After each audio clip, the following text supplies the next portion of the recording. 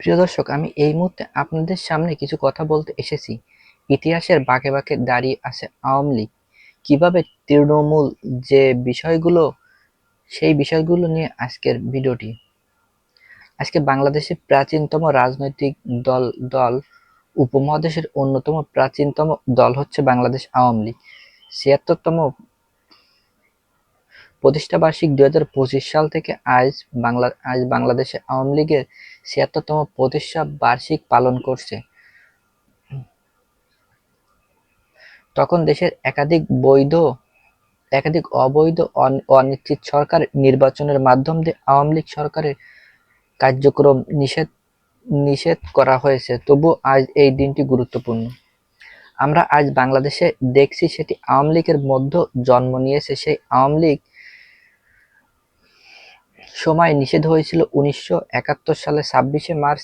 ইয়াহিয়া খান রেডিওতে ভাষণ দিয়েছিলেন, আওয়ামী লীগকে নিষিদ্ধ করার ঘোষণা করেছিলেন। কিন্তু সেই আওয়ামী লীগ সরকার বাংলাদেশের মুক্তিযুদ্ধের চেতনা দিয়েছিলেন। আজকে বাংলাদেশে আওয়ামী লীগ দূর সময়ের মধ্য দিয়েই যাচ্ছে। বাংলাদেশের কিছু জঙ্গি গোষ্ঠী দখল করে নিচ্ছে, যা মনে হচ্ছে সবকিছু পরিবর্তন হয়ে যাচ্ছে, যার তুলনায় তারা ভুল করছে। পরিবর্তন সেটিকে আওয়ামী লীগকে বাদ দিয়ে নয়। যারা বলছে আওয়ামী লীগ পালিত হচ্ছে, আওয়ামী লীগের দিন শেষ, তারাই মিথ্যা বলছেন এবং তারা ভয় থেকে এমন কথা বলে আসছেন। আওয়ামী লীগ পালিয়ে যায়নি, বরং বর্তমান সরকার ধীরে ধীরে সংগঠিত হচ্ছে। কোনো রাজনৈতিক দল চিরকাল ক্ষমতায় থাকে না, কিন্তু আজ আওয়ামী লীগের বিকল্প রাজনৈতিক শক্তি নেই। দেশে বর্তমান সংকটপূর্ণ পরিস্থিতিতে সরকার অন্যতম সবকিছুর দায় বর্তমানের উপরে চাপিয়ে দিচ্ছে। সরকার সমর্থন করছে এই সরকার নির্বাচন দেবে না, দেবে নির্বাচন। বর্তমান নির্বাচন চলাকালীন অবস্থায় সেটি একতরফা নির্বাচন। আওয়ামী লীগ ছাড়া বাংলাদেশ কখনো গ্রহণযোগ্য হবে না। আমি ধরলাম ডক্টর মোহাম্মদ ইউনূস সরকার একটি নির্বাচন দিল এনসিপি, জামায়াত কিংবা বিভিন্ন নেতৃত্বে, তবে দেশের পরিস্থিতি, সামাজিক বিশৃঙ্খলা দূর হবে? কখনোই সেটি সম্ভব নয়, কখনোই সেটি দূর হবে না। বর্তমানে একটি সঠিক নির্বাচন হল আওয়ামী লীগকে আবার ফিরে আসা। এটি হবে আওয়ামী লীগের জন্য বড় একটি ইউ-টার্ন মুহূর্ত।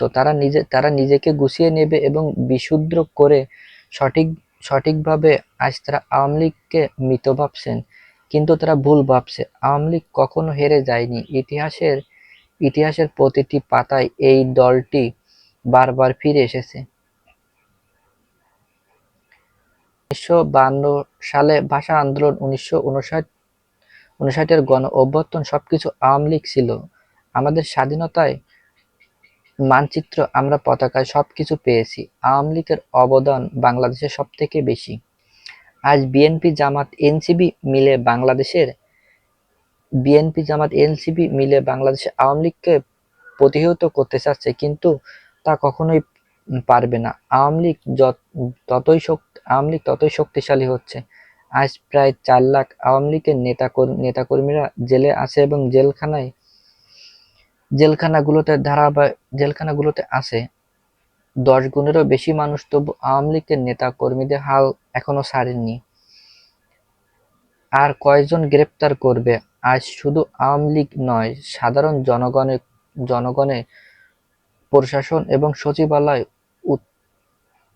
উত্তপ্ত হয়ে পড়ছে এবং শিক্ষা প্রতিষ্ঠান, সামাজিক ব্যবস্থা, পুলিশ বাহিনী। এই সরকারকে আওয়ামী লীগ সংগঠন গড়তে হবে। আওয়ামী লীগ কেবল রাজনৈতিক করে না, বাংলাদেশের দৃষ্টি করছে।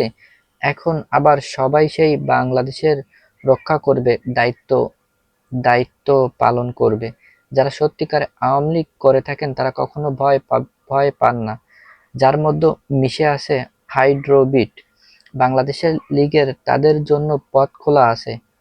আপনারা চলে যান বিএনপি, জামাত কিংবা এনসিপি, এবং জামাতের এমনকি একটি হিন্দু শাখাও তৈরি হচ্ছে, যার কারণ থেকে ক্ষমতার যে ভোট বাড়বে এবং সেই ভোটের কোথা থেকে আসবে? আওয়ামী লীগ দুর্বল অংশগ্রহণ আসবে, অংশগ্রহণই থেকে যাবে।